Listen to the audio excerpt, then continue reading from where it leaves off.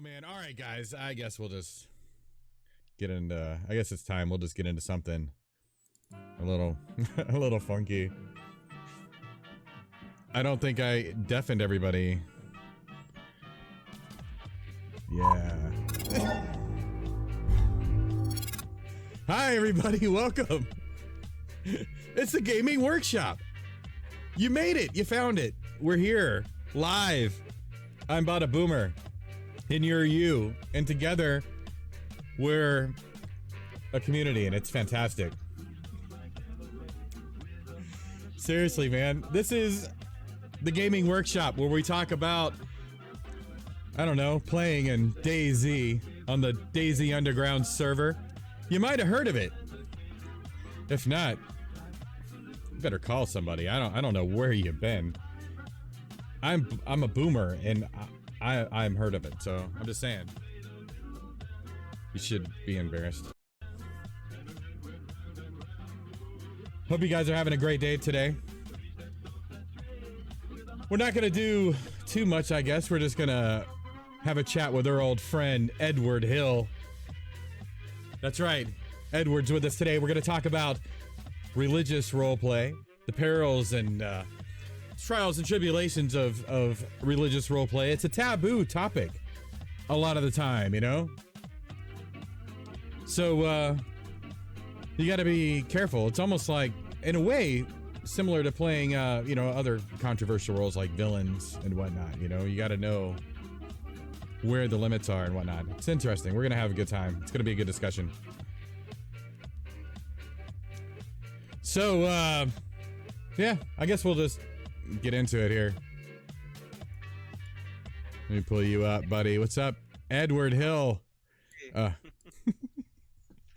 We'll just wrap that up. What's going on, buddy? Nothing much. Just trying to wake up a bit, you know? Oh yeah. Well, the perils of being young, I guess.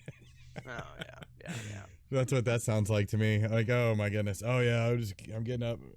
Well, I'm sorry to have gotten you up so early today. Oh no, you're fine. I saw your message when you woke up. I was like, oh, you messaged me. My phone died in my hand because I fell asleep with my phone in hand last night and it died on me. So. That's hilarious. I tell you, well, I miss it. I miss those days. Don't get me wrong, because I'm tired, man, and I do stay up kind of late, but. I mean, I remember, you know, being able to go on like 4 hours of sleep. My sleep schedule, I'm on spring break right now. Just my sleep schedule is just, it's going, I'm playing DayZ way too much. I keep playing till like 4 a.m. in the morning, and it's just like, because I play with a ton of EU people, like they'll start getting up when I'm still playing at night, and it's, I'm like, oh, I have a problem. We need to stop. We need to get off. I should not be playing the same time as them right now. All I can tell you is enjoy it while it lasts, because it doesn't last forever. It doesn't last forever. Yeah. You'll end up running out of those days. So, how's your week been, man? You doing all right? Oh, yeah, just, as I said, playing Doug, enjoying the life, doing as much as I can in my house while it's COVID season, you know, still. That's good, that's good. I mistook you for Dr. Jekyll the other day. Oh, I know, man. Actually, you did, yeah. And then I saw you did mistake me, because I was trying to bring a car up, okay? I need to repair my car. That was actually truthful. There you go. Edward's one of those guys that have alternate characters, like some of us sometimes crazy people, but sometimes, I played right? Dr. It's been a while. Dr. Jekyll for a bit. I mean, yeah. Well, we had a up plan. Until, me and yeah. Well, go ahead. Me up and until Hyde had wipe, a plan I guess, with just it. so everybody knows. Yeah, me and Hyde had a plan with it. It just didn't work out in the end, so we just had to drop it, and I went back to playing Edward Hill again. There you go. So. Well, it's like, you know, not every idea is a winner, but no, I'll tell you this. I thoroughly enjoyed you guys role playing Dr. Jekyll and Mr. Hyde. Oh, I mean, it was so fantastic. It was enjoyable. You know, I mean, you guys were interesting, and sounded like you guys were having fun. Oh, it was a blast. So, I really enjoyed it. We had only 3 of us, and me, Hyde, and if you remember, Watcher / Azazel. Yeah. Which definitely. He doesn't play anymore. So. No. But and same with Hyde. Well, there you go. Well, that would do that then, wouldn't it? Well, yeah. Excuse me. Maybe we'll get lucky one day and see him again. Hopefully, yeah. Yeah. But so today we're going to talk about religious roleplay, and you know, it's interesting because to me it's one of those taboo topics that in most gaming communities You especially out of character, you steer away from discussing religion and that sort of thing because people tend to take it pretty personally. When we're playing an open world survival horror game, and it's only natural to me that religion play a role in it because it's more often people will turn to religion during trying times and circumstances, and others will use it as signs that that religion is phony, and it's just a very realistic concept to get into. Wouldn't you agree? I have to, yeah. It is. I mean, people when bad things happen, people turn to, well, I mean, gods or God or whatever your religion you believe in. Mm-hmm. Yeah. Now, for the sake of everything, we're gonna talk pretty boldly about this. So, I would like to say, if anybody feels like you're getting offended by anything that we're saying, please understand that it's not in our intention or in our heart to offend anybody. We're just going to talk pretty openly and plainly about the subject matter at hand, because we're mostly adults here and we're all supposed to be mature anyway. So we'll just roll with it and it'll be what it is. So I personally, I guess everybody knows that. I don't do all that stuff while we're doing the show. I'll do it for you, pal, just to prove that I can, because I'm a boomer and everything. But for religious role play, I play a religious character. My main character, Reverend Alessandro, of course. Edward, tell us a little bit about your character and how he factors in religion factors in. Edward Hill started out I killed my other character. This is where Edward Hill starts. So I killed my other character that was in Torchwood, and I came back as Edward Hill. And I was originally going to go a cannibal route, like a cannibal bad guy, religious guy. But then I decided, no, I scratched that idea. I rejoined Torchwood, and I became a pacifistic Southern Baptist Torchwood member, because Torchwood allows for people of different religions. So he was a Southern Baptist that believed Cain was some sort of prophet of God, in a sense. That's what he believed. And Edward Hill, he follows the path of trying to be a pacifism, some sort of pacifism, right? He tries to be pacifistic. His intention is to pretty much re-enlighten the world and bring everyone closer to God in the end, and ensure that society continues on even though everything's falling apart around him. Interesting. Yeah, Techie Panther says most people see religious roleplay as evil in most cases. I don't know if I would say generalize it as most people, but I mean, I do understand why some would see it that way. I can understand on this server because, I don't want to bring up the cult of Poppy yet. That's probably something we can bring up later because that plays a huge factor in the religious roleplay on our server. Right. Oh, it certainly does. Yeah. Same with Torchwood. Right. That's true. Now, I mean, I guess if in that context, I could kind of see it. I mean, I'm just saying because, like, the Reverend Alessandro is not. I mean, I think anybody could see that pretty easily. He has his moments. If you are able to keep up with the stories and whatnot, you see that there's a dark side to the Reverend Alessandro, but there's like an internal struggle for him. It's something we can get into later. It's just character kind of stuff, but I don't know. I guess we'll get into it here in a few minutes, like at exactly what the kind of beliefs that there are in the game. But I would say that it just depends on the motivation of the person, because I mean, I saw Romo is trying to create a group, a religious crusader he's doing group. It's like the crusader thing. Evil. Right, that's lawful evil. I actually appreciate that he selected an alignment like that, like lawful evil, because as we talked a couple of weeks ago with Kane, we were talking about alignment, and the alignment that you said is just a general idea of what people can expect from you.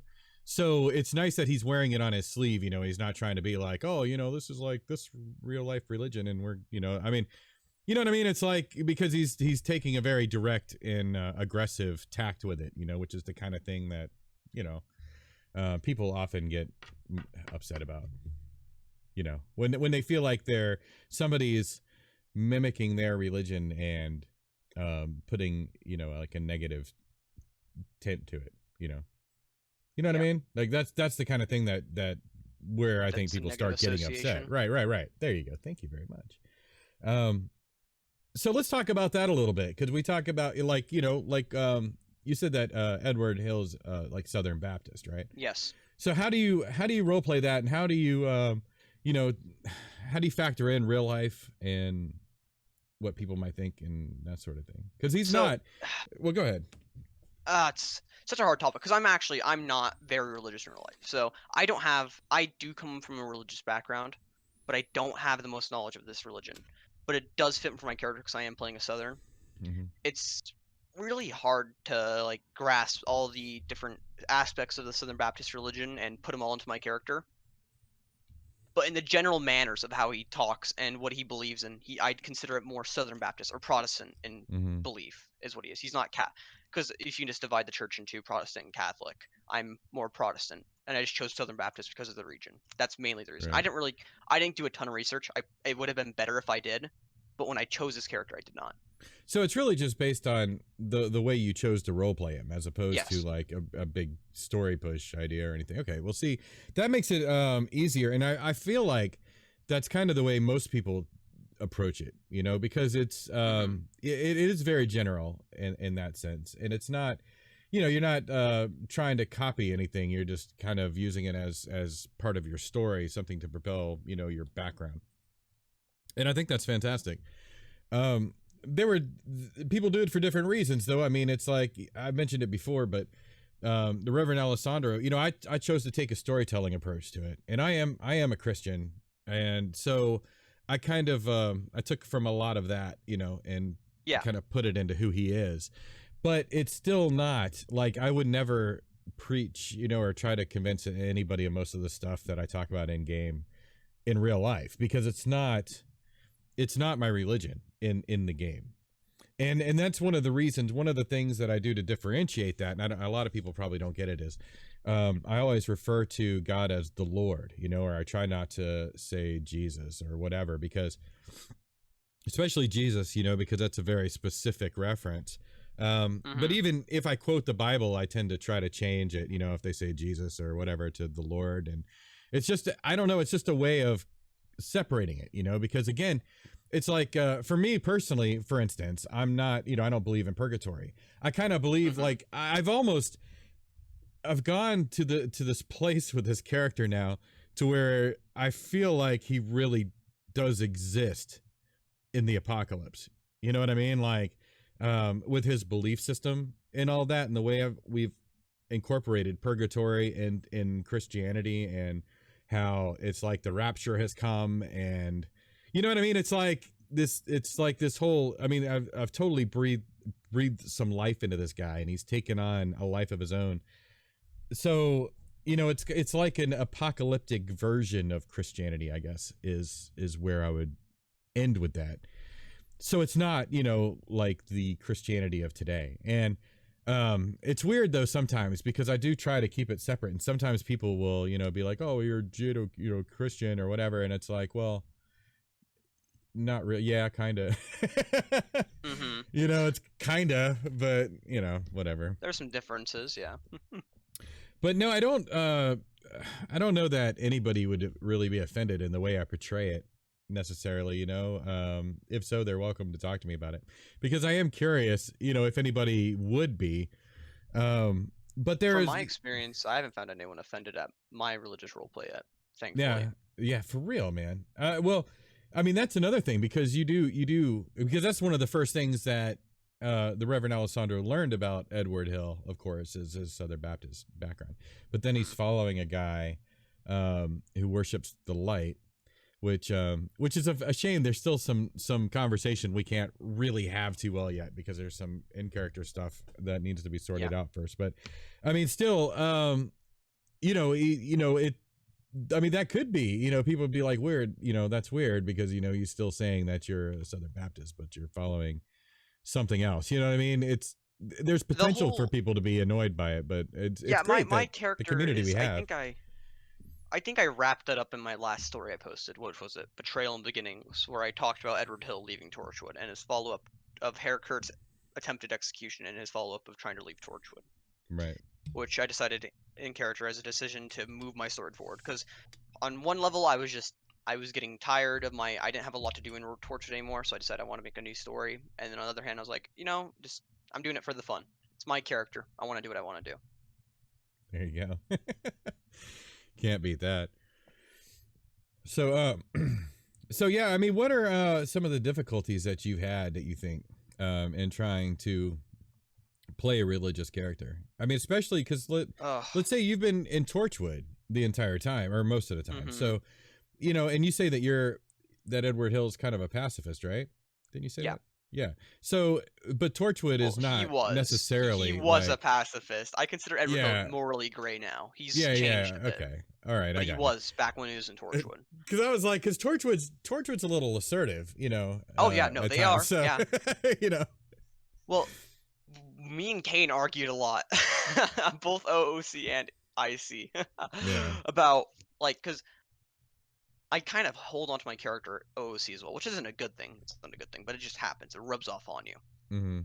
And I see Edward Hill despised a lot of the actions Kane took, like the execution of Harcourt. Yeah. That was his last pull, or his he threatened Vigil at one point, or he went to 506 and did something. He didn't enjoy those experiences. He said Edward Hill was like, "Oh no." That's some problems. Like it's just like it was hard to comply with my group all the time because my character wasn't aligning with the group. When I played my other character, I had a fairly well alignment with the group. When I played this character, my alignment was off. It was like almost like I didn't belong in it, right? Well, that makes I was different. Yeah. I was the black sheep in, you know, the flock of white sheep. So that was a struggle. And it could be hard to find roleplay that I needed because I mean I was with Torchwood, and Torchwood is not the most, how do I put it, friendly group. We made a few enemies, and when you're enemies, you tend to shoot each other.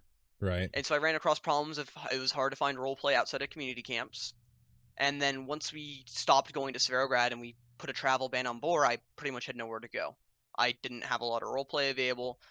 And I mean, my character is almost dependent on community camps to do roleplay.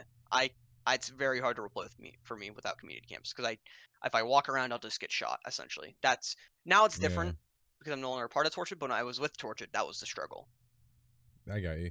Now, do you feel like that was more because of, you know, like Torchwood? I guess it's kind of the role play, just because you guys were aggressive in dealing with other groups and whatnot. And, you know, I mean, I would say fanatical, right? I mean, that's a fair term, wouldn't you say? People call Torchwood a cult, and coming from an OOC perspective, it is a cult. You don't leave Torchwood without dying. That's the saying. Yeah. That's no offense to Torchwood, but that's pretty cult-like in my opinion. Like coming from an in character and OOC perspective, and it's not a bad thing. That's just how the game. That's how the group was built. It's not a bad thing. I mean, especially when we're taken into the setting of the apocalypse, where you know, if it wasn't for, you know, waking up on the coast, I mean, it would be, you know, life would be short and brutal for everybody. So any betrayal, any, you know, act of, you know, weakness, oh well, I mean, what are you gonna do, let you walk away? You know all our secrets anyway. I mean, there's plenty of reasons why, you know, that would make sense, but certainly to an outsider, it would be like a red flag, you know, for a cult for sure. You're like, I don't know if I want to, like, Torchwood is very, like, I don't know what's the word, scratch that idea. I was trying to think of the word, but I just can't. Well, it is they are fanatical, and that certainly, you know, swings it towards the religious role play. I mean, you don't have to be fanatics to be, you know, banned and have people push away from you, you know what I mean? No.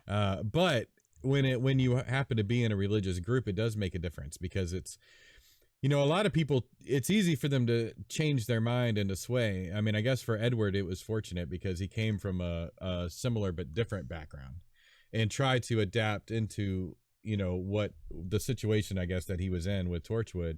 It was never really able to fully integrate, you know, with Kane's teachings, I guess. And so that's probably one of the reasons he left in the end. It's accurate. He felt like he didn't match, so he decided to leave and, in a sense, betray them.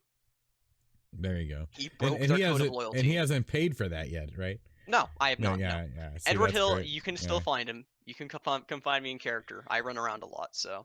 Yeah, there you go. But you gotta be careful, because you've got Kane and them hunting you. I know. Yeah, I know. That's the worry. You know, any day I could run into the torch and I could die. I mean, I'd be fairly willing. I mean, as I've been told, your story doesn't end unless you want it to, right? Right, right. And I mean, I don't think if a single torture member caught me in the woods and then tied me up and shot me in the head, I probably wouldn't perma. Right. To be fair with you, I think I'd have one of the higher ups do it. Probably either one of our high acolytes or one of our phoenixes. That's when I would probably perma to, because I actually have a character developed with him. Like Yeah. Pavel, Well, he's a guy I've been playing with for I played with him for like 8 months for a long point. yeah. And if I ran into him and we did a great roleplay session, yeah, I'd perma. That's just an awesome story. It's a great end to the story. But right now, I don't think I would, just because I have other stories I'm trying to finish before Edward Hill inevitably probably passes away in some form or another. Nice. Yeah, I would have I thought to have somebody like from the Islanders on. The Islanders are actually yeah, they did cult like. A lot of people don't realize that.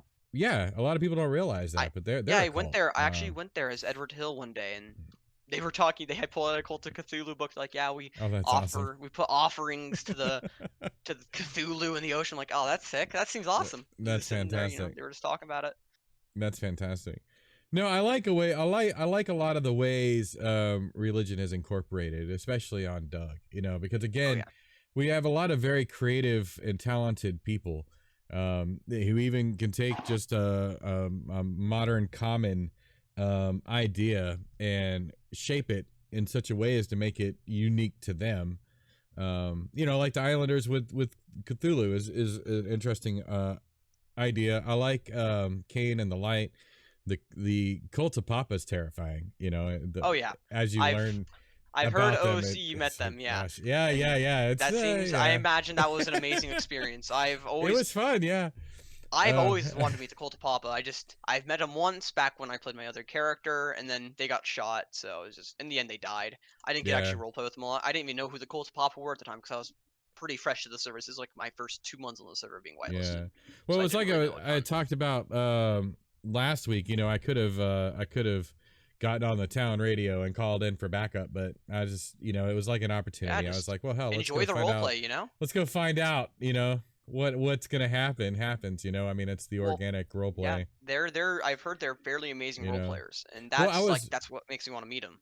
Well, part of it was, they caught me when I was like already in my base, or my apartment or whatever. So it was like, and it wasn't high pressure at the gates, you know what I'm saying? So it was like I was able to be like, well, I'll go over, I'll take what I would take. I took a pistol and I took some clothes, you know what I'm saying? Like I took like normal stuff. So it's not like, they caught me with like, a teddy bear full of nails or anything, you know what I mean? Where it was oh my God, they're going to kill me, take my stuff. And would they take your nails? Would the Cult of Papa take your nails? No, they gave me nails. They probably would. Out of character, they did. I mean, so, it's part of the story. So I'm like, oh, all right. It's all good. Cult of Papa aren't so bad. Is that new character development? We're actually going to be talking about Gear Fear in the coming weeks here on the Gaming Workshop. Just so that's a good one to talk about. Yeah, that's what that is. Yeah, it is actually. We are going to with Seymour, I believe, is going to be back.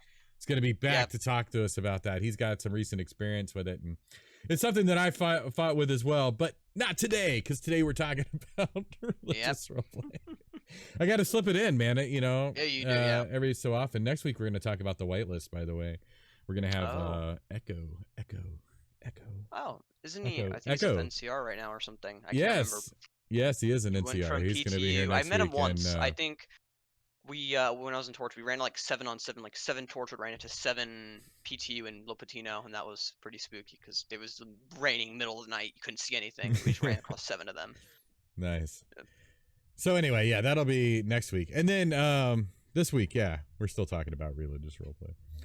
So tell me what do you like the most about, because it's like religious roleplay is pretty structured usually. Yeah. Like because you're playing lawful most likely, for one. And then if you are, it's like, there's usually a code that you have to live by. Torchwood again is an example of one. I mean, the Reverend's Christianity or whatever we're calling his faith is another, because he's got, his is, find a new word for it. His is still developing. It's not quite solidified yet. Sometimes he wants to kill people, but it's still all self-defense for the Reverend.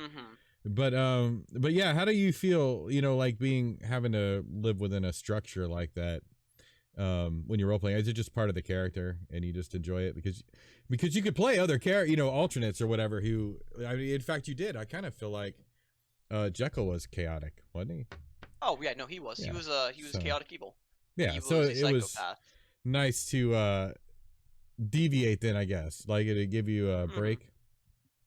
Yeah, I didn't. I was thinking it might be a permanent thing, but just never came to be. So just went back. It's well, sure, yeah, happens. Yeah. But as far as playing the lawful character, though, I mean, it gets tedious after a while, or do you really embrace? Because you don't have to think about a lot of things, right? I mean, I will admit it can get hard to eventually. I will lose my drive to like play. Because I can't do as much. I can't. So I will just deviate. I will. Sometimes I'll just go out and cause chaos as my Edward Hill. I don't typically roleplay then. That's just a part of the DayZ experience in general, I feel like. I see. You're playing a game that's based around, shooting and raiding and all this fun stuff. And playing a character that doesn't do that and just sticks to roleplay. Well, I do seriously enjoy roleplay. It's my main reason for playing Doug. I also enjoy fighting, doing PvP, and I enjoy base raiding. Those are some of my side hobbies that I will do every once in a while. See, I feel like that's interesting. Sometimes especially, it's gotta deviate away. Well, see, it kind of, I can see how, as soon as you said it, like, well, sometimes he freaks out and acts chaotic or whatever. And I'm not role playing, but when you were saying it, it sounded like, I could kind of see that happening anyway with Edward Hill. Except that he's a pacifist. If you want to stick to that is good, but aside from that part, it's like I could see him snapping every once in a while, because it's not the world that he grew up in and what he was used to, and a lot of the things he sees, flies in the face of probably what he grew up with, and when you have, well, I mean, Edward Hill was an abusive father. That's his story. Oh well, so see, yeah, we'll see. He killed his own father. That's his story. Well then, okay. See, I didn't know that. So then, it's he could explode. Yeah, that's reasonable. He's not mentally stable. I mean, I'm trying to think. Hey, right now we all go a little mad sometimes, and that's just before the apocalypse. I'm trying it's just I'm trying to currently figure out what I'm going to do with my character eventually, like, because I'm in a state where I'm like the middle ground between a chaotic character and a good character. And I can go either which way I want. I'm just trying to figure out the right push for it. So I could have a villain arc if I wanted to, in a sense, or I could have a hero arc. I just don't know which one I'm going to do. Well, certainly anybody can do that. Like I said, Alessandro is conflicted.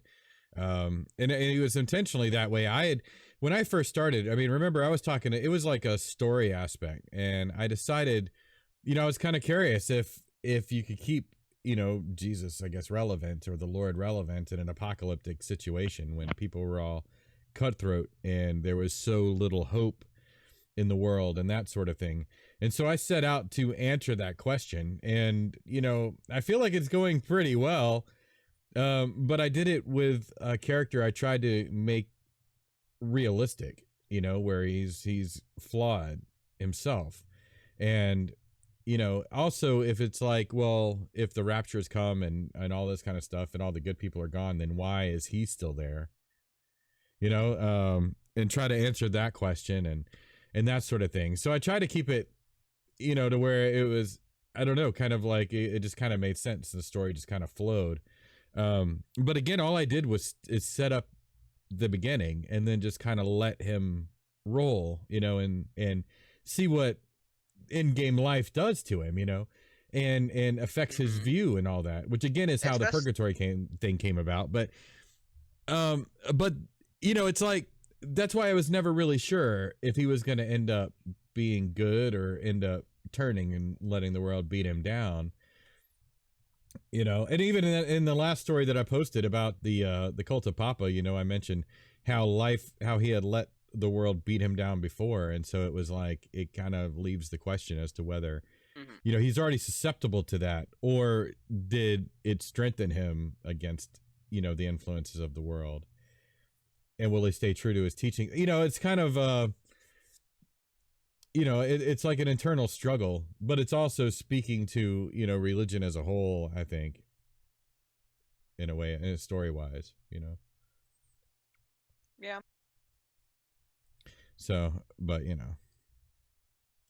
So I mean, it just depends. Different. There are different levels and layers, to role play in general, But when you add a religious element to it, there could be, a lot more to it, or, it could just be window dressing, I guess. It's really just best to roll with the punches in a sense. Just let your character develop as different events occur to your character. Yeah. I don't think having a structured character that you know exactly where it's going to go is a good thing, because then you expect things to happen, and DayZ doesn't typically, roll along perfectly for everyone.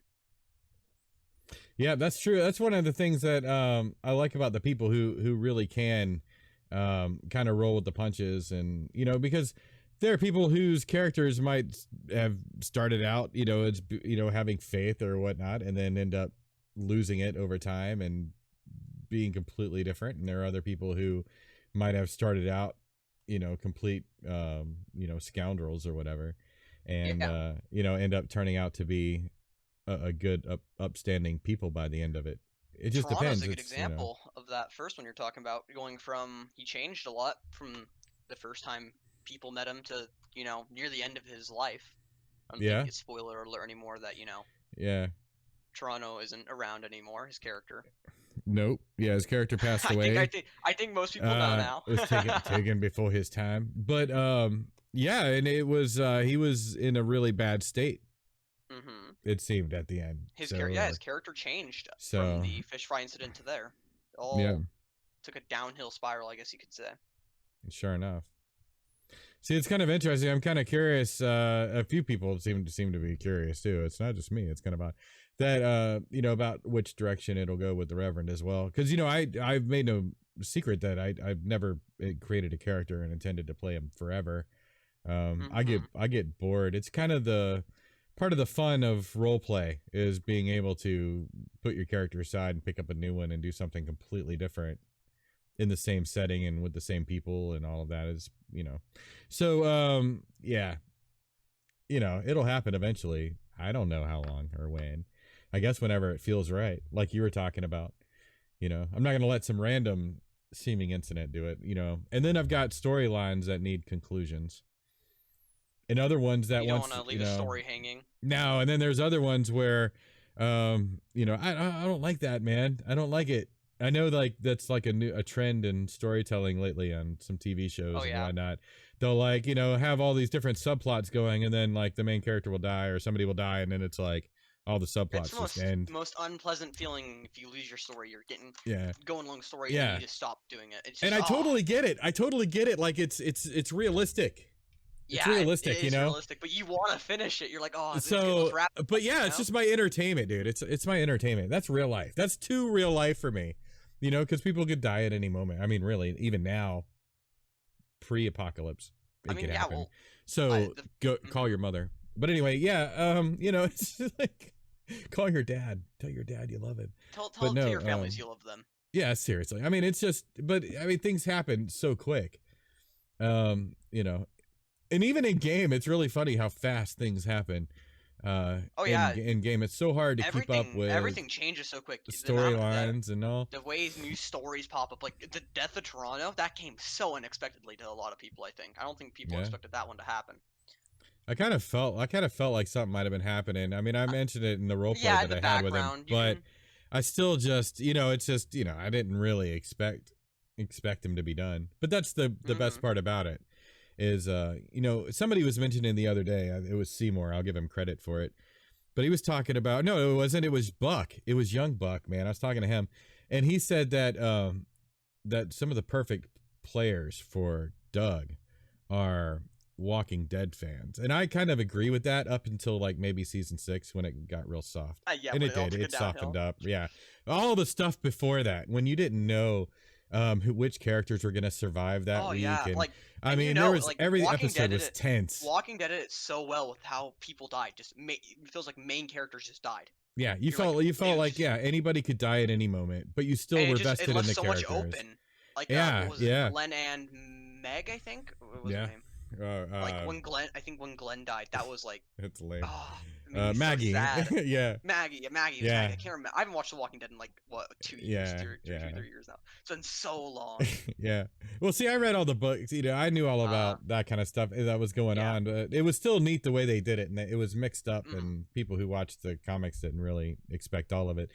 But that was the point, you know. And then it was like you never knew who they were going to run into next, whether the people they were going to run into were going to be nice and altruistic or cautious or would try to kill them and eat them or whatever it is. And Doug, you experience that on Doug because of how open world it is and how, you know, you could run into different people, different groups with completely different agendas and never know, you know, what's going to happen next. That's what Doug is. I mean, it really is. That's the essence of what goes on here. That's why I love playing with Torchwood, because every experience with Torchwood is something new. Some people we'd execute them right then and there if they didn't believe in our tenets. Other people we'd just feed them if they were nice, you know? Yeah. That was one of the reasons I joined Torchwood. I still stand that Torchwood has one of the best roleplay scenes of any group on Doug, and that's personal bias because I was with them for a long time, but that's just how I feel, because playing with them I get so much roleplay. Well, you'd have a massive variety. Well, and that and Torchwood travels a lot too. Oh right? Yeah, so we went all over. Well, I mean, we typically get kicked out of the homes we go to, but you know, travel. Yeah, eventually you stay until you're welcome. We don't stay. Torchwood never stayed in places long. You know, we've had like all our churches burned down. For sure. Yeah, cult confirmed, definitely on the Gaming Workshop. Totally. Episode 10, big news for episode 10. Torchwood's a cult. Torchwood's a cult. We can do like you can do the clickbait confirmed. Titles, and Kane's not here to deny it either. He was invited. He was invited. That's all I can say. He was invited. Look, I did worse things than beating people for not believing when I played my other character. I used to. Oh, Papa. There we go. The way I used to play my other characters, I'd go up to everyone and ask them to like embrace the light, and if they didn't, I'd smack their head with a shovel and execute them. Well, that's one way to do it. That's one way to do it. I would question the cult level of somebody doing that. I would think there might be cult activity involved. Do you know David? Yeah. Who? Do you know David of the People of Tolga? No, actually, I really, it's weird that I've never been there. I've seen it from the outside, but I've never been. I think he hasn't been playing as much, and I don't know if he has a ton of people playing. But I enlightened him with my old character. I made him an honorary member of Torchwood, essentially. And that was a fun experience. I actually think I got a video of it somewhere. I don't know where, but it's somewhere in my files. But that was fun. Like, I mean, he complied with me. I probably wouldn't have killed him if he said no, but I mean, I peer pressured him into it because he was scared of me. I had a fear around me because I was there with like another guy, and I was like, "So you want to join Torchwood?" That's funny. See, now here's another thing. Excuse me. Sometimes you get an itch, man, and you just gotta scratch it.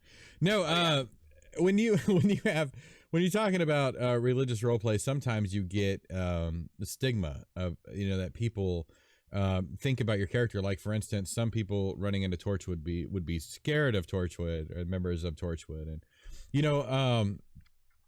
like I think when people run into the Reverend, they expect him to be caring and and outgoing and whatnot. So it's like people, it kind of helps people expect a little bit. I think they can expect things out of you. But how has it been? Because again, with Torchwood having such a forceful, opinion on things. Or opinion, yeah. I guess how you put it. How did did it feel like did you enjoy like bullying people around just with that air of fear that Torchwood might generate, or Edward you know what I mean, like around. Okay. Edward was super nice. Edward, when I went to Boar, I think Tedek's in there. Tedek knows that I went to Boar every day and just had a great time. I did a ton of roleplay. I was gonna open up a counseling guide in Boar, but I never did. I didn't have the time. But then when I played Skittles, it was fun beating people up. I will admit that was. it's. Well, I mean, you're talking about like people. You're like, hey, do you believe in the light? And they're like, no.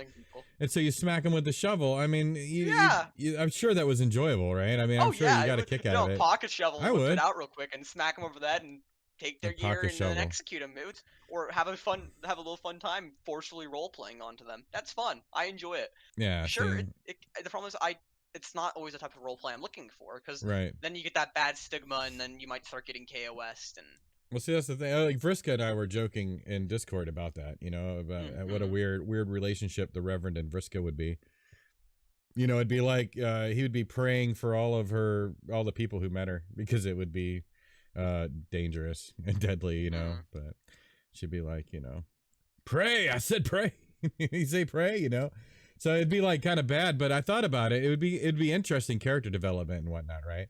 But it would be weird because I think I'm getting choppy. But it would be weird, you know, because it was like people might associate all those bad deeds or whatnot with the Reverend then at that point, which would change his outlook and stuff. And I wouldn't be able to do a lot of the altruistic things and walk amongst different groups and things.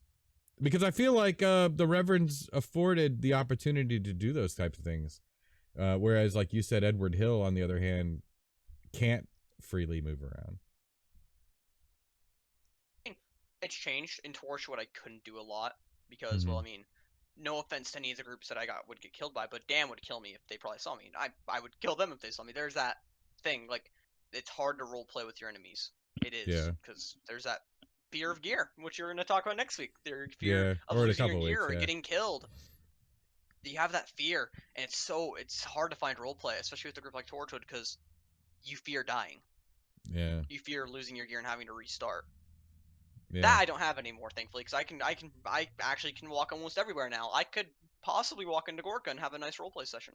Doesn't mean I'm going to, but I might be able to. I mean, I run into Dan actually fairly often, surprisingly. We just happen upon each other a lot.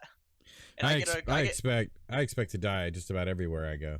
Oh, because, you know, it happens. But it's funny, though. For me, my gear fear is really, it's all about my clothes more than anything else, man. There's really nothing I care about more than the clothes. PID and Bibles. That's it. That's all I care about losing. And it takes so long to find sometimes. I mean, at least for me. What do you even wear? I don't well, right now, I still wear dark clothes. What I want to wear are the black paramedic jackets. I really dig those now. I've got those one. Are so hard to find. I've got one, and I don't wear it out. I don't. I wear rider jackets out, leather jackets instead, because then you know those I find. And if I found black bomber jackets, I'd probably wear those. I find those, but I'm telling you, those medic jackets are great. And because they look almost like field jackets with like the upturned collar and stuff, but you know it's not, and it's not as hard. You know, you wouldn't think it'd be as hard to find as field jackets, but Bibles are still the. Bibles. I hate losing Bibles. I'm just trying to. I'm gonna make a bookcase just full of Bibles. Well, that's why I feel like I've got gear fear is the mind killer for sure, but I feel I've got one Bible, right, and I've got it. And I'm keeping it so that, you know, I can have it if I do an event. And now if I get killed in an event, I mean, whatever it is, maybe somebody will save it for me or whatever. But it's still, you know, that's the idea is I've got it so that I can role play with it if there are a bunch of people around. But if I had, you know, 2 or 3, I would probably carry one around with me. I wouldn't be afraid of losing it. But again, it's just that role playing device thing. If you know, I know that there were some, we've seen it where people have come into Discord asking about donations and if they get you, you know, items or recognition or whatever. And I know that there was another server that did that where it was like you could, if you donated, you'd get like an in-game, you know, a cosmetic item. And I was like, well, that would be pretty cool because, and we've talked about this before on the show, I think. I was like, it would be pretty cool because then I could die and then I wouldn't have to worry about it. I'd respawn with the item. But at the same time, I have to admit that part of, you know, because like for PvPers, like active PvPers, like a lot of the, you know, gearing up is getting your guns and getting your ammo and going out there and, you know, getting your armor and whatnot so you can survive. But for role players, a lot of that is tracking down your PID and getting our Bible or getting that look just right, you know, after we lost it. I mean, I was happy. I found a black cowboy hat during my stream last Wednesday. It was so nice. It was like I finally found one, and I've been given them. I've been given two. But I've never found them on my own. You know, it's always brown or God forbid the straw hats. Oh my gosh, the straw cowboy hats drive me nuts, man. I'm like, no, like it's wrong century. I ain't wearing those. You know, well, that's the thing. When I'm looking, I mean, my gosh, for me, I shift my PID. You've seen me. You saw me. When you first met me, I was wearing the whole it shouldn't white happen, suit. Ammo. I agree. Sorry, I'm just saying. I agree with Ammo. Yeah. It should never happen. Yeah, I saw that. But anyway, go ahead. You saw me in the full white suit, right? Yeah. The full white suit when you first met me. That's so specific, dude. And then I shifted to the black suit. Oh my goodness. Now I'm wearing hunter gear. Like, I keep my PID changing because I mean, it's nice to have a change every once in a while. Like, and also it makes it so I can get my PID easier because I keep a few key features for my character. I always do. I carry the cowboy hat, I carry the eye patch, and I carry the dress shoes. Those are the key features that carry over for any character, no matter who that I'm playing as Edward Hill. Well, I was gonna do the eye patch thing at first, and then I decided, you see my first video, he's got the eye patch on, but I found that actually the glasses are so much better because it still it gives some contrast to his face, you know, so it's like an accessory, but it's also they're not color tinted, so I don't have to worry about that, and they're common because like people leave them around. It's not terribly hard to find glasses, so. That's why I ended up doing that. But now I'm down with the fingerless gloves. But I don't use the more rare leather gloves. Although I have only found one pair. But the wool gloves I found seem to be a little easier to find. But I'll wear black gloves. I'll wear anything. Really, that guy will wear anything he can because you know he will. But I mean, you're also on the coast more. I like to look good. I feel like that might be a problem for you where you have the coastal gear. You can't get as much PID. Like black cowboy hats do not spawn on the coast. I know that from experience. They spawn out north and west. And if you're on the southern coast, you're not going to find them. Compared to me where I run around so much well, you know, I get my PID over and over. What gets kind of tricky about that is that it's true. I don't run into a lot of the cooler stuff because of where I usually go. And it also raises the stakes. You know, and it's cool because again with Gear Fear, we'll get to that in a couple of weeks. But I mean, I've started carrying things around that I used to always just leave stashed because of Scorpion's comment was a perfect one last week where he's like, oh, what did he say? You know, he said wipe is inevitable. It is, yeah. So everything that you have stashed, everything that you're saving, everything you're just waiting for that perfect opportunity to use can be gone just like that in a moment with a moment's notice. You know, a couple of days notice. That's it. It's gone. So that's it's why like I only why? Stash PID. That's why? I only You know? stash PID. Extra PID is all I stash. Right. Well, because when you die, that's gone. That's most likely gonna be gone when you die. By the time you get back, it's forever. I can find all the guns in the world. I can find all the guns in the world. It can take me a week to get my PID back, full PID. I'm not even full of PID right now. I'm close, not there yet. Man, a week. I guess if I was to dedicate, you know, time, if that's really what I was just doing was hunting. Because normally I'm always just regular looting or whatever, just trying to find things to keep the aid station going or whatever, you know. But I also play more than you, I think. So I'm sure. Yeah, might play a piece into it. These days, yeah.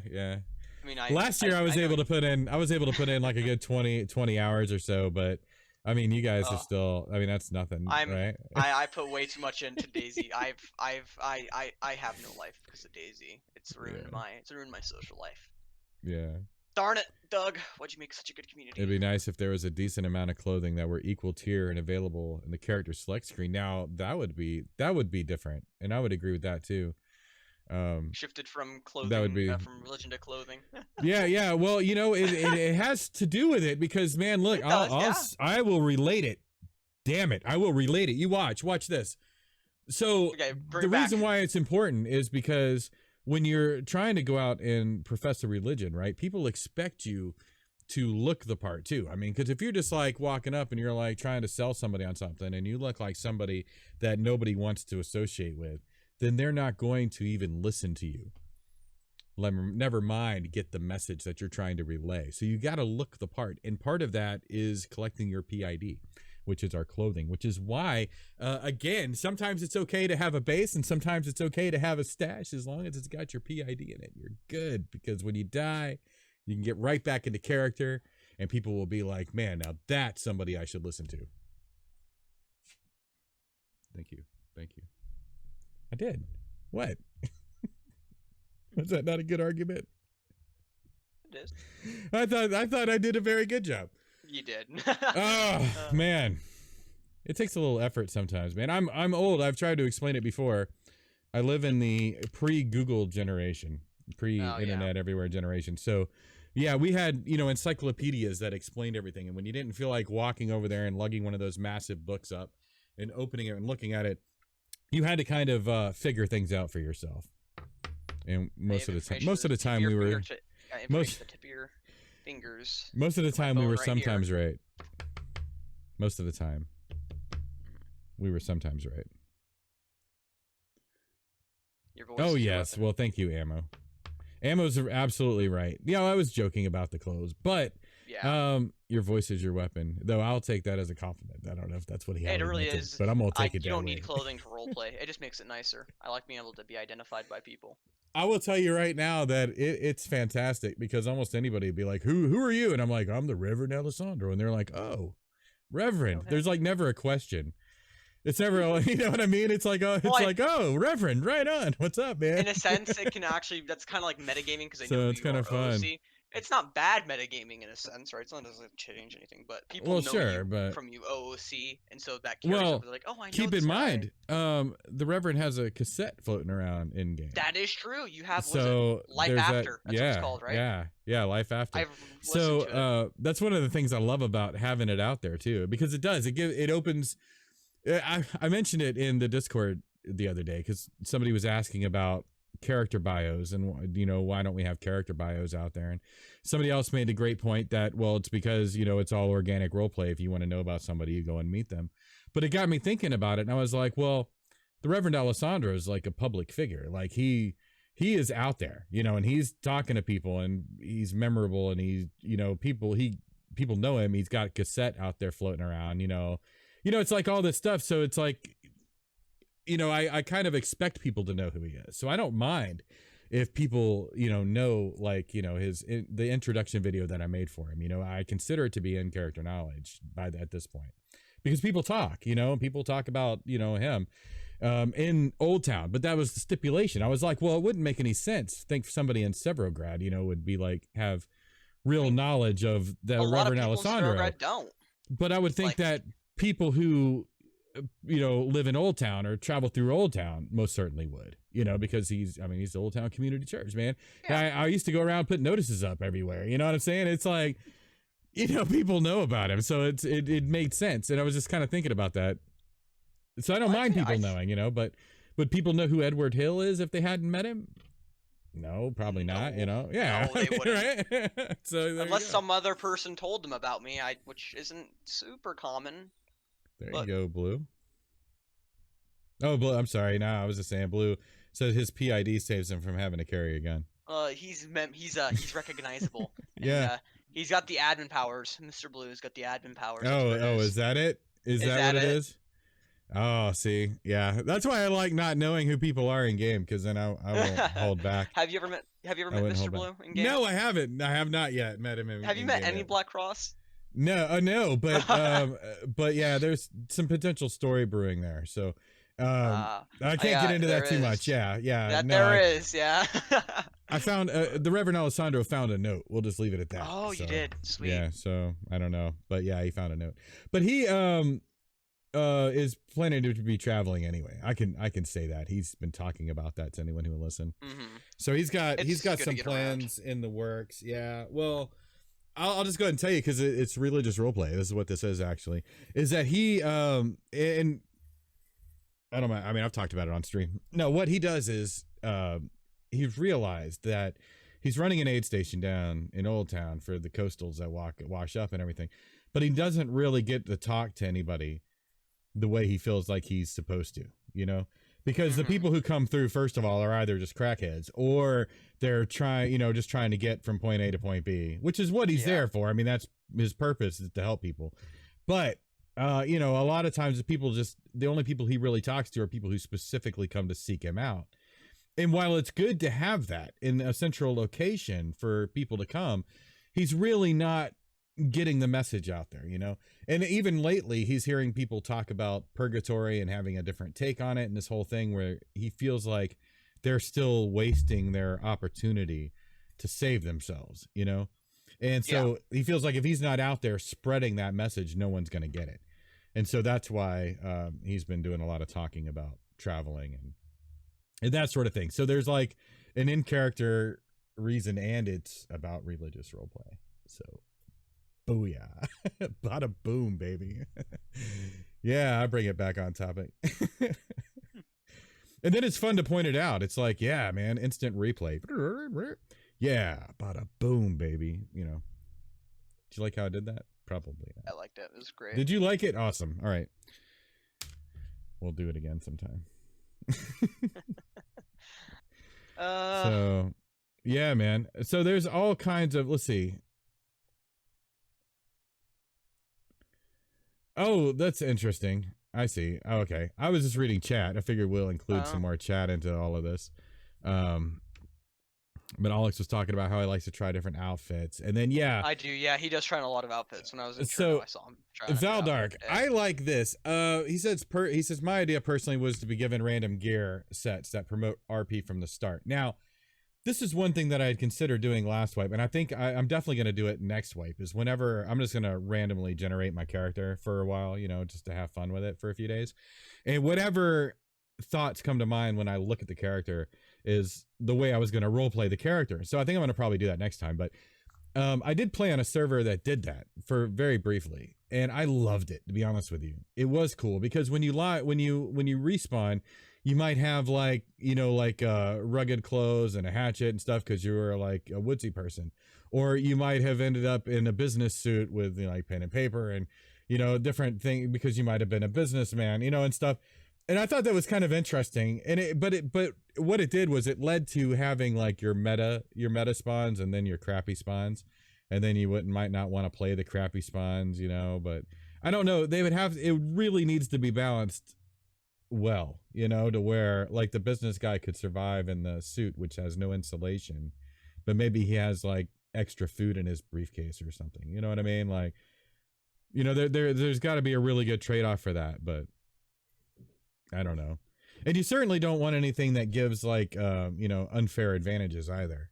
One over another. Yeah, you don't like the police officer to spawn with a gun. Right? Yeah. You wouldn't have a police officer spawn with the pristine vest and a gun. Whereas you have somebody else spawning in with like, you know, with like a can of spaghetti. You know, that would, you know, although that would be, man, talk about the troll situation there. If you spawned in with a can of spaghetti and had no way to open it, and you died of starvation, even though you spawned in with the can of spaghetti, I would be pretty bummed out. Or the priest garb. See, that would be cool. And then you could spawn in with the Bible. Have you seen the priest garbs? Were the cult people wearing them when you... No, I haven't seen it yet. I'm not sure that I'm looking forward to that. I wore a pair. Blue gave me a pair on wipe day, so I was wearing a priest garb and a rise armband on wipe day. Oh, that's funny. That's because they have all the items in the thing. They just spawned it for me. That's funny. But no, I don't. You know, awesome. I want it. the priest stuff wouldn't really work for Alessandro because he's not. You know, he's not a Catholic person. Traditional. Yeah, he's not, you know, like that. He's more of a pastor kind, you know, where he would wear, you know, just regular clothes. What branch of Christianity do you think your character takes the most influence from? Oh, he's definitely non-denominational. I don't think that there's really is one. He's based more on my outlook, which is just looking at the Bible. Mm-hmm. You know, I try to live. And fail miserably, by the way, but I try to live like a biblical life, you know, and be, you know, the example that is set forth in that. But I try not to overthink it too much, is kind of how I look at it. It's all practical to me. One day I'll talk about it. Not in the gaming workshop, but yeah, one day I'll talk, because I do. I feel like I have not the atypical view, but Alessandro is kind of like that. It's hard to say, all right, because I've spent so much time working on his voice, you know. At first, I like to. Your voice reminds me of like a Southern Baptist preacher. I'm gonna be honest with you. That's where I don't blame you at all, and I guess he would be closest to Baptist, but not necessarily Southern Baptist. Really, just the way it's not what you preach. It's the way you preach, like the voice, the rhythm. You know, because Southern Baptist churches have a lot of rhythm to them. Yes, absolutely. Well, you know, the voice though, like when I went out for it, right, I did want it to be Southern sounding because he was supposed to be from the South. And, you know, it was kind of like Foghorn Leghorn. I've heard it referred to as Foghorn Leghorn or Colonel Sanders. And I was like, well, if you take those and then you blend it with something really smooth like Billy D. Williams, you know, like Lando Calrissian, you know what I'm saying? And then you kind of get, because you get Southern, right? You get Southern, boy. You get Southern. But then you blend in the Billy D. Williams, and then you you get more like it's Reverend Alessandro, man. And then you gotta like slow it down because it's easy coming. I mean, look, man, you know, we just here talking, you know, ain't no pressure, right? We just chilling because it's the apocalypse, man. It ain't like we got much else to do anyway. You know what I'm saying? It just is. So it's like kind of, but I get it because, yeah, that was really the inspiration for the voice more than a denomination of religion. But anyway, so yeah, and I wanted something that kind of fit the character. I think that's the best compliment that I get is when people say that, because a lot of people use the skins. I mean, there are only so many skins that we've got. And when people tell me that I really breathe life into the skin that I'm playing, that's a real compliment, I think. I don't even know what character you play. I don't know what character model. Because it's hard. It's hard. It's character model 6. It's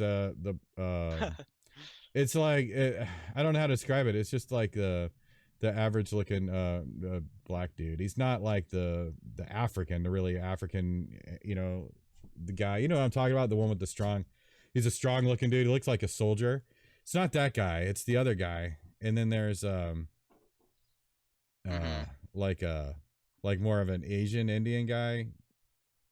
I don't know. It's hard to describe. I just know he's character model number 6. But that's all it is. Yeah. Yeah, he's just dark skinned dude, man. And like I said, it's weird because I was worried about doing a voice or whatever, but again, everybody loves it. I just did a skin that looked American to me. Nobody's really offended by it, and I'm cool with it. Yeah, Southern American is really what it is, because it wasn't intended to be racial. If anything, it was intended more to be religious. But again, it was like I wanted a certain style, and that character model just fit it. When I was flipping through, that's how I went too, because I picked the skin secondary. I had the idea. And then I was like, and I also wanted him to be a reverend, and usually reverend, you know, you don't see a lot of Caucasian reverends. Okay. I'm just saying it's a fact. You just don't see that very often. So, yeah, that was a part of the choice too. It all just kind of came together. I love the word reverend. I like to say it. I like words with V's and Z's in them, but I don't like the concept of having reverend as a religious title. Which is kind of amusing too. I got to put that in there as well. Again, part of the separation of real religion, you know, from like what I'm doing in game, because there's nothing wrong with being a reverend, you know what I mean? But it's like, I even mentioned it in my character introduction. It's like, you know, the word reverend is supposed to mean someone to be revered. And that just seems like too high a pedestal for me personally. You're more down to earth. Just in my personal belief. Yeah, it's like, but I love the title, you know? So it's like, I like the word reverend. So, and then it's also, if you get dark, it's like, you can do reverend. It's like, oh, reverend, you know, or you can be like, I'm the reverend. You know, it's like, there's different ways to deliver, you know, that title. So it's like, I don't know, it was like a perfect character for me, I guess. All around, man. There are so many different ways that I enjoy him. It's pretty cool. Thank you, Mr. Blue. Mr. Blue's getting on to me. I was noticing it too, man. And it's pretty sad when you're at a standing desk and your posture sucks. Like, where chat's got to remind you. Oh my goodness. Stop cursing in front of you. Jeez, you're changing awesome. People. That's awesome. I love it. I appreciate it. Yeah, it's very, very rare at the Reverend will curse. It's usually like, oh hell no. It's usually something like that. I just don't. The way I grew up, I just like in my real life, I just didn't grow up cursing a lot, so I just don't right now. The only way I curse is if you really piss me off. Yeah, like OOC, you have to make me mad, like to make me like curse at you. I'm like, and that's hard. It's pretty hard to really make me mad. So. I used to curse all the time. You know, I was just one of those people. I was like, yeah, it's just the way we talk, man. You know, get yourself if you don't like it, you know. But it's not a horrible thing. It's just, you know, it just helps. It's for others. I feel like I do it for others. Like, you know, thank you, Ted. I don't need to swear. I don't need to swear to get my point across. Thank you, man. I can just tell you. Yeah. Well, that's the thing of it. It's like some people look at it as being lazy. You know, I look at it like, first of all, I go both ways about it. Somebody's going to clip that. That's going to be great. I don't, I mean, there are times when I see it, like, it's language, right? And it's communication. And I am a firm believer that words that help us communicate effectively with one another are important, right? Even if they're considered, uncouth, and like they're bad words or what. I don't really believe in the term bad words, right? Now there are negative words and words that shouldn't be uttered because of history and whatnot, right? Though there's appropriate words, right, and inappropriate words, but words themselves are not bad. I believe in communication. And of themselves, they're not bad. Is right. The connotation that we adapt with them. That's exactly it. And I think that it's up to us as individuals, okay, to consider other people. Just be considerate of others in general. And that's how we all get along in this world together. It's very hard for us to get along because we're all so very different. But if we could just be considerate of other people. And so that's what I've started to do. Instead of like, choosing, any other words that I could choose, I try to consider, well, is it going to be overly aggressive? Whatever. So if I just omit the words that I know are typically considered to be negative, then it generally keeps the conversation light. You know what I mean? Or it keeps people from being over. Because like I was going to do this big monologue today. I didn't want to get negative. So I'm going to do a big monologue today about people getting offended and like how when you get offended, it's a choice that you make. And because you can't control other people, but you can control yourself. And so when you get offended, all you're really doing is hurting yourself. And there you go. That was my whole monologue that I didn't give, but I just did now. But it relates to all of this because it's like, if you, with like negative words or whatnot, I try not to overtly offend people, or say things to where it gives the people an excuse to be offended. And I try to do the same myself so that we can all just be happy and get along because the world, there's just enough crap in the world. So. We're all young to have a good time. Exactly right. So there's no point in just being unnecessarily human. We don't have to be unnecessarily human. I kind of like that phrase because we're all human. We're all human and we're all going to make mistakes. We're all going to be human, but you don't have to be unnecessarily human, right? You can dial it back just a little bit. Yeah. We can be civilized. And it all relates. It's funny because I decided intentionally not to relate that to religion, but I could. Because I don't understand that either. Because some people get really upset about the words to where they're so focused on the word that they're missing why the word's being used in the first place. And that's a trouble that people, I see that are typically religious also have a problem with because they get so hung up on what's offending them that they're not understanding why that's coming at them in the first place. Where if they would stop and put it aside for a minute and actually try to understand, why people are talking to them that way, or it's just anybody, who gets offended. If you stop and realize why is this offending you so much? Why are you letting this bother you? There's a reason for that. And and it's often internal. And if you stop and take an honest look at yourself, you might realize that maybe it's just some hurt that you have that you're covering up and making excuses for and lashing out now. I mean, it's weird, man. Human psyche is fun. We can all strive to be better. That's the best way to put it. Everyone can be better. There's always room for improvement. See, look, man, I'm not going to judge you, Ammo, for that either. Ammo says he's not very considerate. And I like that he could be honest about it. It's okay, Ammo. I'll give my opinion about anything to anyone, and that usually ends up with somebody being offended, and I apologize when I'm wrong, but other than that, live with it. He does so much for the server. It's considerate enough. No, I've got to say though, I mean that's the way I live my life.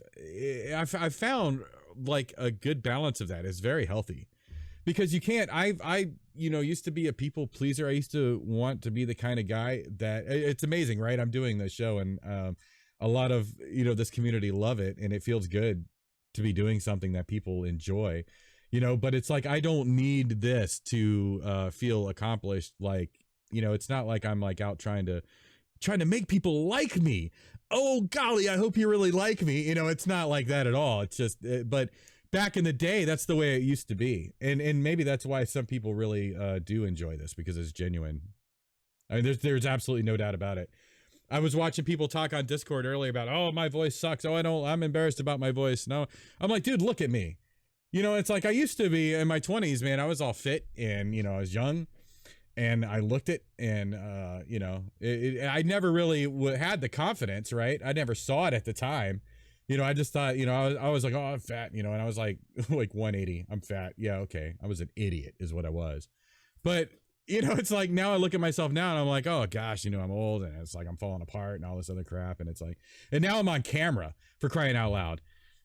You know, it seems so weird to me that I would be doing this, but you know, I just don't care. You know what I mean? It's like I'm at a level. It's not that I don't care. It's that I'm at a level of confidence to where, you know, I'm not worried about it. And that's why it's like I'll bring up some subjects that are pretty taboo on this show sometimes because, or not just on this show, but in general. A lot of people are afraid to do it, but I figure, look, man, I'm just going to be myself. And if people don't like it, then it just is what it is. People weren't going to like it. And, you know, people are too easily offended. That's why I kind of wanted to talk about it today with the religious role play, because it's one of those taboo subjects that people would get offended about. What's he saying, man? 180 degrees is fat. Dude, I'm telling you. Dude, I was an idiot, man. I mean, there was probably times when I was more like 170 too. Dude, I would kill for 200. I'm telling you, when I was my last really physical job, it was just funny. I avoided like really like construction work and that sort of thing all my life. I never had to do it. When I hit my 40s, I decided to do it out of the blue. Why? I don't know.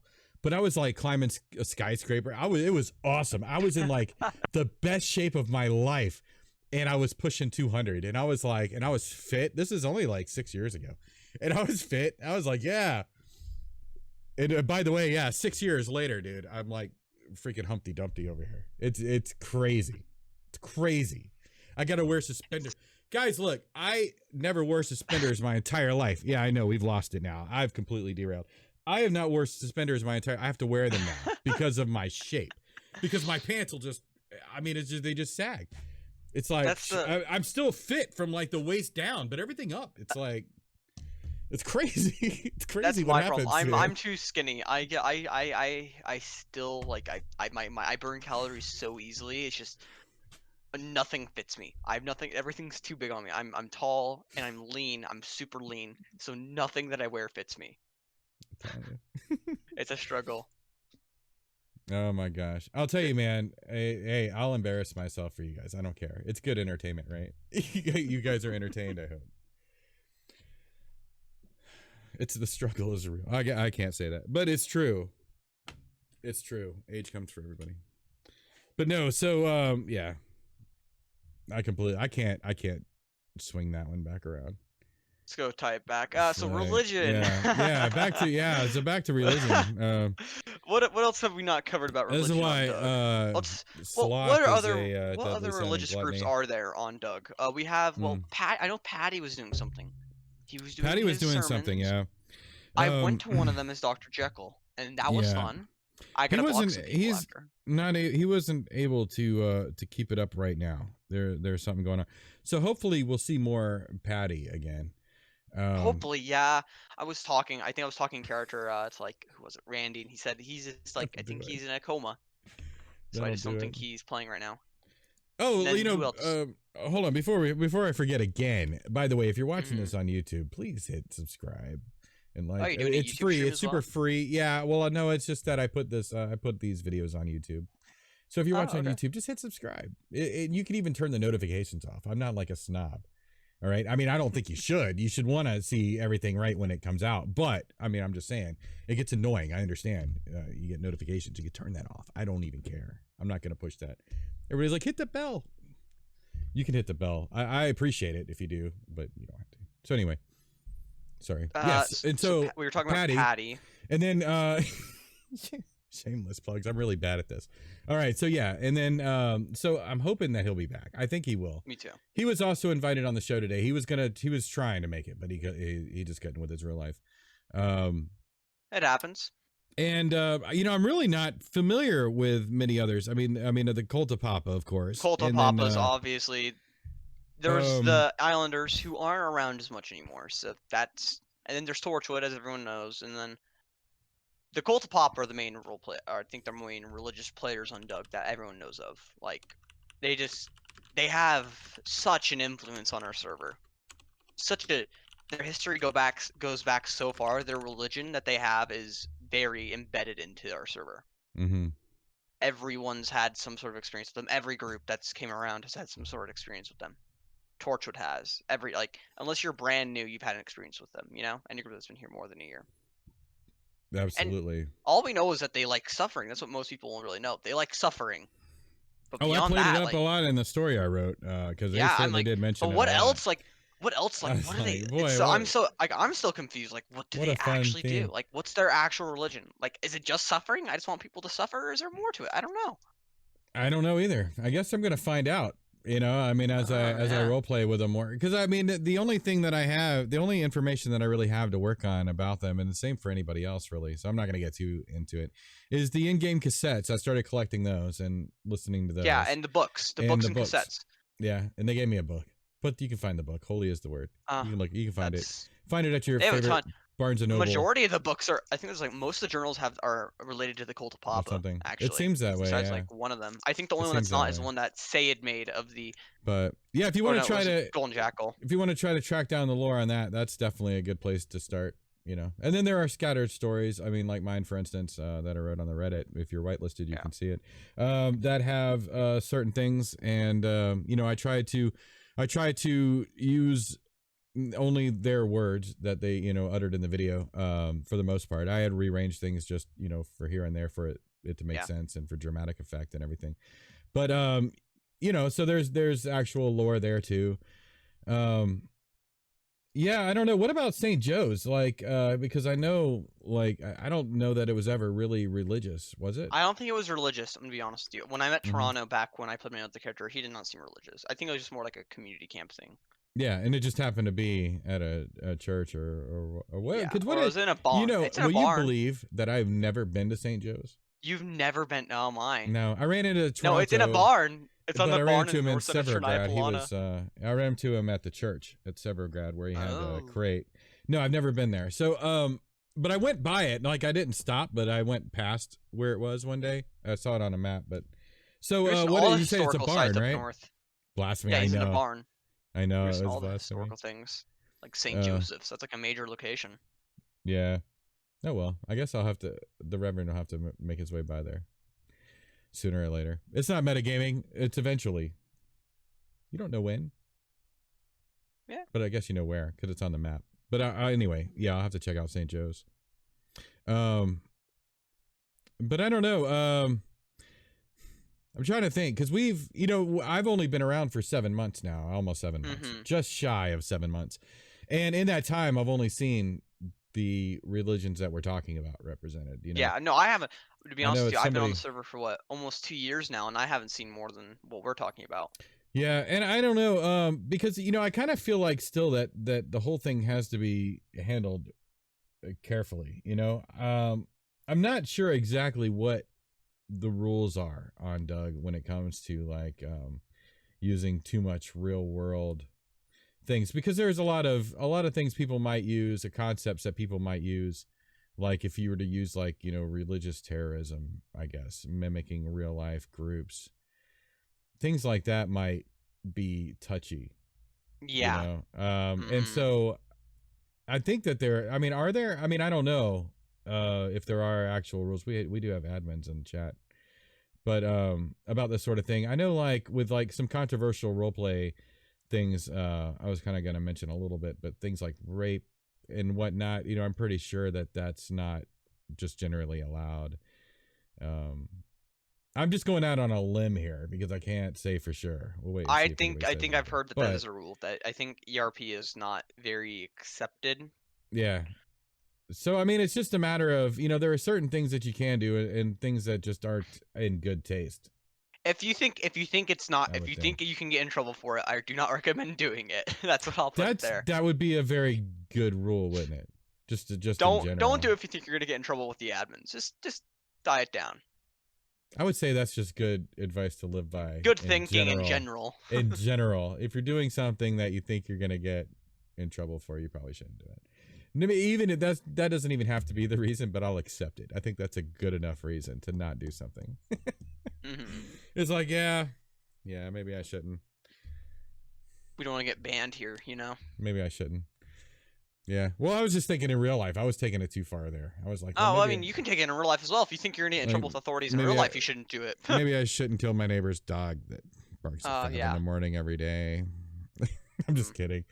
That was our last house. Our current neighbors in our new house are much more. You would hate my house. Smarter, I have a man. dog Oh, that God. barks 24/7. Oh my God, no! My wife would not be able to do it. And the problem is that yes, when in doubt, stop. There you go, Blue. Yeah. It's just that simple. Mr. Blue knows. Yeah, Mr. Blue. Well, Mr. Blue, as he said, I'm gonna go back to this comment. I think this is what you're laughing about. He says he strives to be as blunt as Ammo and Recluse. I love it.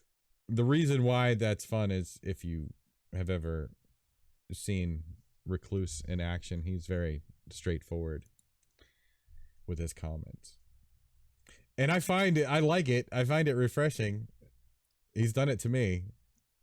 And it makes you go, if you're smart about it, it'll make you stop and think about it. Again, with the offense thing, why would he say that? Why would he even say that to me? Oh, never mind. He's right. It just makes you think about things, when people are blunt, if you don't take offense to it. But a lot of people do. A lot of people get very defensive. It's like, why? I mean, yeah. What's you gotta be careful with how blunt you are. Sometimes you gotta sugarcoat things a little bit. Yeah. Well, it's probably one thing that I feel comfortable in this community about. I mean, because I do, and I'll say things if I go too far, I expect someone to tell me, and I'll dial it back. And especially, I tend to try to put myself in other people's shoes sometimes. Yeah. So I try not to go too overboard myself, but it's happened, But Boomer hates dogs. Yeah, man. I got a love-hate relationship with dogs right now. I used to love dogs. Dogs are my favorite, and wolves and all that stuff. I was on to it. Yeah. Not a cat guy at all. And I'll tell you why. I've got a real reason for it, and I'll lose half my audience. But making me dab, dude. I saw that. I saw that. I saw what you did there. I'm sitting here in chat, just gathering my points. He's like, no, I've been waiting for this one. I don't do karaoke time during the gaming workshop, but I will do it any other time, by the way, just so people know. Okay. Just so people know. You don't start bursting out in song. Yeah, of talking with someone. No, what I don't like, I like the dogs. What I don't like are the owners that don't know how to own dogs properly. It's very relatable. Respectfully. Yeah. Okay, that's what you gotta it really be careful. comes down to. You gotta know how to take care of a living organism. Yeah, I make jokes. Yeah, kill the dog, whatever. It's not really a joke. It's not. Well, it's a joke, but it's not funny, right? I get it. It's not really. Boy, I almost talked myself into trouble there. I want to kill the dogs. God, I hope nothing has ever happened to that dog. I'm so screwed if anything ever happens to that dog. But no, I don't even live there anymore. But no, it's the owners, man, because the owner doesn't have to let the dog out at like 4 a.m. and leave it out while it's barking. And he was just an old guy. He probably fell back asleep. He probably slept through it. He could let the dog back in instead of pissing my wife off and then making it my problem. Because that's what it does. It becomes my problem then, and I'm not happy about it. Then I really need religion. Then I'll really need. It is not. I didn't kill the dog last week. I was killing babies. Oh. And now I'm killing dogs. Yeah. Or 2 weeks ago. 2 weeks ago, I was killing the Hitler baby is what it was. We were talking about hypothetical the baby thing, like if the baby was gonna grow up to be Hitler, would you kill it? All this nonsense. Oh, we were like talking about at the end of the show 2 weeks ago, we were like way out there. I think that was like actually Harry Church's day, maybe. I'm not sure. I think it was a long time ago. Did you know so Dan actually had a baby for a bit. A baby from the Kaylee and Logan of the Black Sheep. Dan took the baby and had a backpack that represented it, and they carried it around everywhere. Mr. Blue, I don't know Mr. Blue wants me to say Bada Boomer killed that dog. He did. Bada Boomer killed that dog. That's just all there is to it. Great. Now you should have said I. It better not be admissible in court. No, Bada Boomer killed that dog. That's what he said to shout out. Bada Boomer killed that dog. That's what I said it. I said it like I meant it too. Bada Boomer killed that dog because he said it all in caps. And I don't want to shout it, but you can still emphasize the severity of it. Oh yeah. Bada Boomer killed that dog. Anyway, you're welcome. Mr. Blue stole that baby. Mr. Blue is the person behind every story on Doug. He's secretly behind everything. He's actually probably a Cult of Papa member just in disguise. There you go. There you go. Yen's got it. She said that's where you set it up before you go to bed. You leave a nice meaty bone on that side of the fence, and the dog will be happy all night, or when it comes out. Yeah, that's what he'll find. He'll be gnawing on that instead of barking. That's a very good point, Yen. See, where were you when we needed you, man? I hadn't even met you yet. I guess that was the problem. It was my fault then. Look at that. See? I'm properly trained, man. I've been married for a long time. It's my fault. It is. Oh my goodness, man. So this is winding down. Did you have anything else that you wanted to mention about the topic at hand while I could still remember what it was? If you're getting into religion roleplay, try your best. Have a fun time and choose something, try to do something original. Those are good closing words. Try and find something that you think will be fun. We're all here to have fun. Find something that's, try and be respectful. Yeah. Try and find something that you find fun, that is original, and that you think you can make some cool stories with. See, I agree with that 100%. I love it. I like when people bring, look, man, it's a horror game, first of all. And there's nothing more horrifying to me than real life, than the things that real life people can do to you, because it's realistic, you know? I mean, you know, Jason, I you know, and Freddy, I like them. I love them. You know, I grew up with all that supernatural stuff or whatever. But the stuff that really freaks me out is the real life stuff. And when you integrate religion into it, especially in an apocalyptic way, man, it could go either way. You could be super altruistic and, you know, happy and nice, or you could just be totally dark with it. But whatever it is, you know, remember that there's a line that you shouldn't cross just with any role play in general. But with religious role play, man, you know, religion is such a motivator. It's such a wonderful motivator. Same with fear and love. I mean, it's just one of those things that people, you know, will really be motivated by. And so don't be afraid to do it.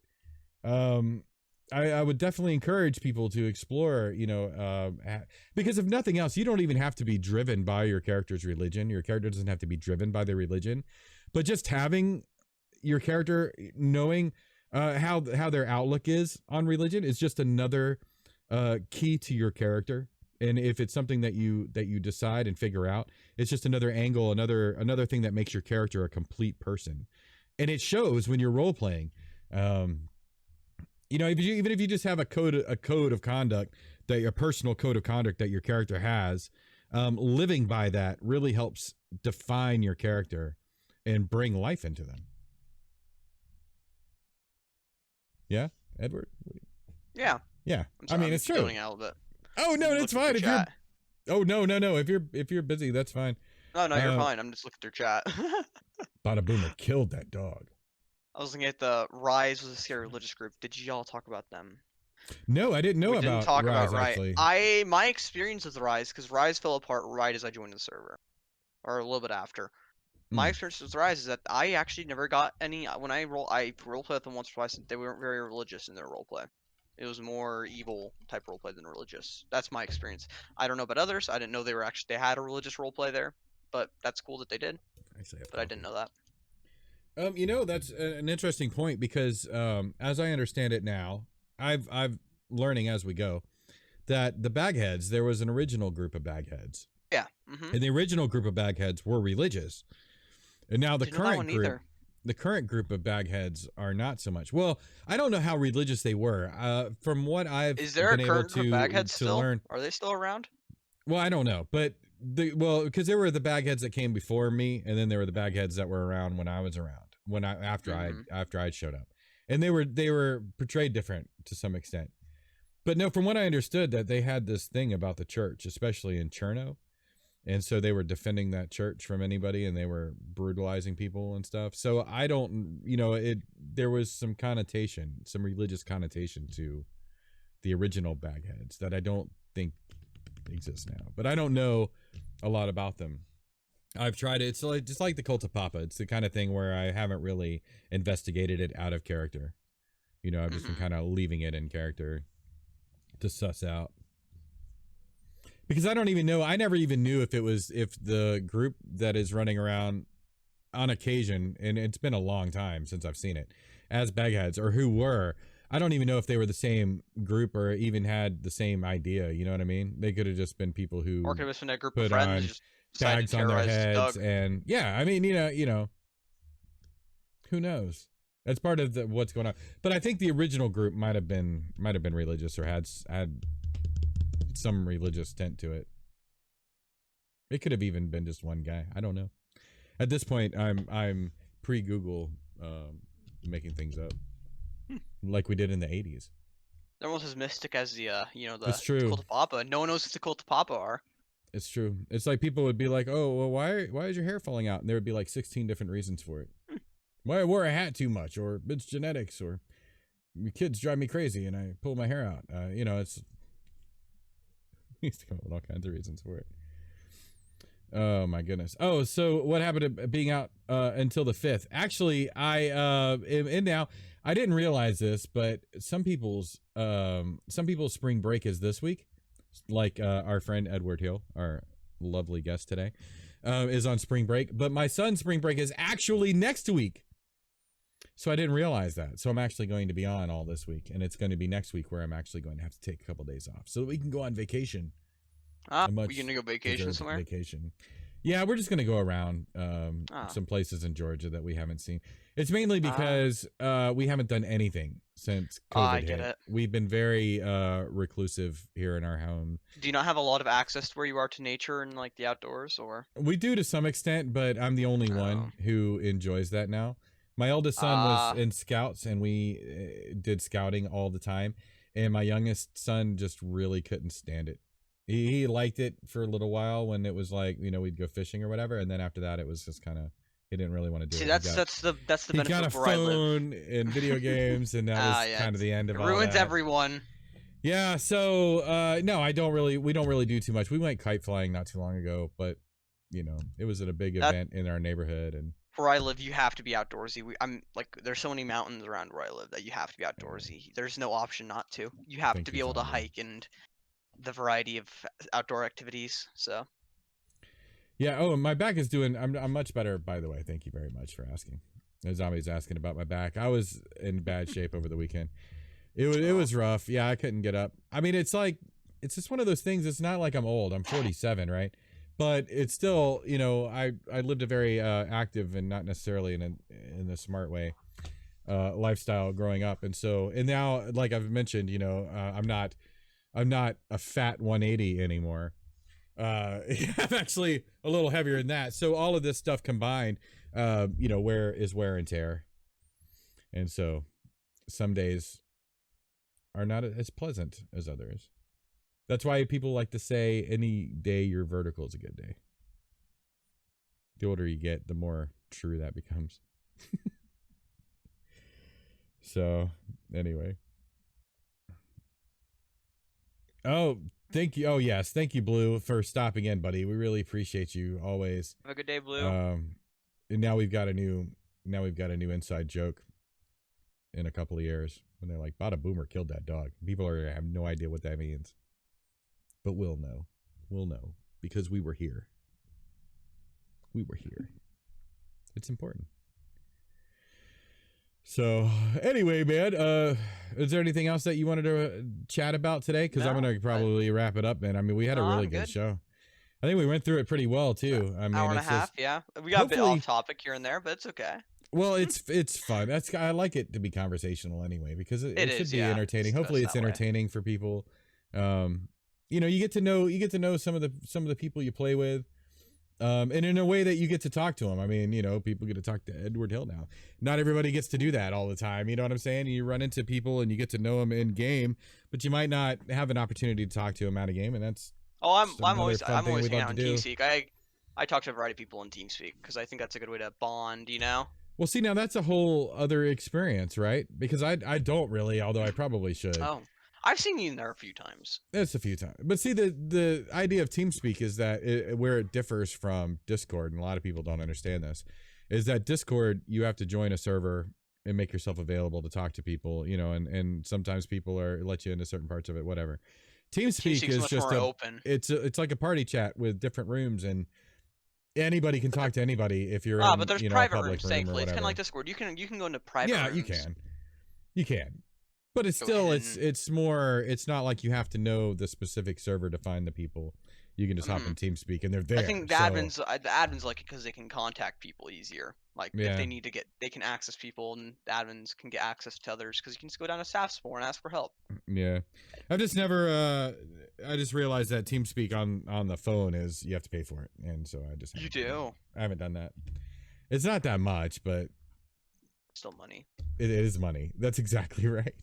Amen, brother. That's what it comes down to a lot of times. It's still money. So anyway, all right, yeah, I guess we're gonna wrap it up, guys. Again, the discussion is always going on in the Discord, which I'm linking into the room right now, which you can see if you're in the room. And yeah, thank you very much for coming and chatting with us, Edward Hill. It was it was fun, man. I like talking about because again, it's the controversial thing. I don't want people to be afraid of pushing some limits, you know.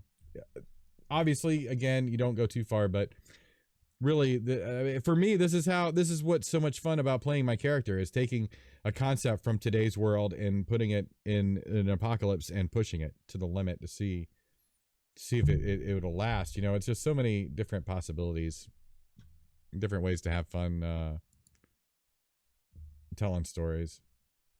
Don't be afraid of it. But anyway, thanks guys for coming, and of course, as always, we're here Tuesdays 2 p.m. Eastern. I'll be here even next week when I'm going to take some time off. I asked my wife, I was like, let's just go Wednesday. I got to do the gaming workshop. We just got to do it. So we'll be here next Tuesday at 2 p.m. The Monday, you know, I'm still not entirely sure how the schedule is going to go. You have to check with me on the Discord. I will definitely see you guys though tomorrow night, Wednesday at 8 p.m. Eastern. And yeah, there we go. Oh, sorry, Seymour. That's all right, buddy. You can catch the VOD. I think we talked about you a couple of times. Oh, wait, while you're here. Oh, good timing. While you're here. Well, I guess I don't know. Maybe we shouldn't get into it. We'll find out in game. We'll talk about it. I'll talk about it in private, and we'll see if he wants to talk about it in a couple of weeks when he's on, because we're going to talk about Gear Fear. Yes, let's do this. We'll pitch the actual gaming workshop shows to come. We've got Echo with us next week. We're going to talk about the whitelist, and it's going to be interesting because it's not going to be the typical, oh, how do you get past the whitelist? It's going to be part of like why the whitelist is important, why it's there, why it's good to not have whitelist days. The whole thing, we're going to get into it. And how you get whitelisted. And yeah, we'll mention some of the whitelisting.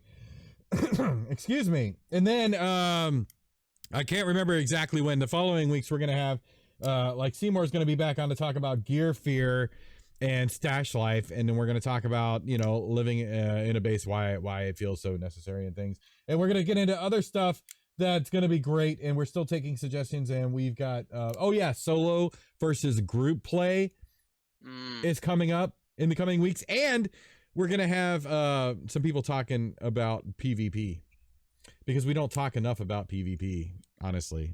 It's organic roleplay. We talk about that a lot, but PvP is, I mean, in fact, as much as big into roleplay as I am, there's no denying that this game spawned from a PvP specific game. It was not a role-playing game. It was a PvP game. It was a first-person shooter game, right? Arma 2? Arma? That's all. Arma 2. Yeah, it's shooter. 2. That's a first-person shooter game. So it was an Arma 2 mod.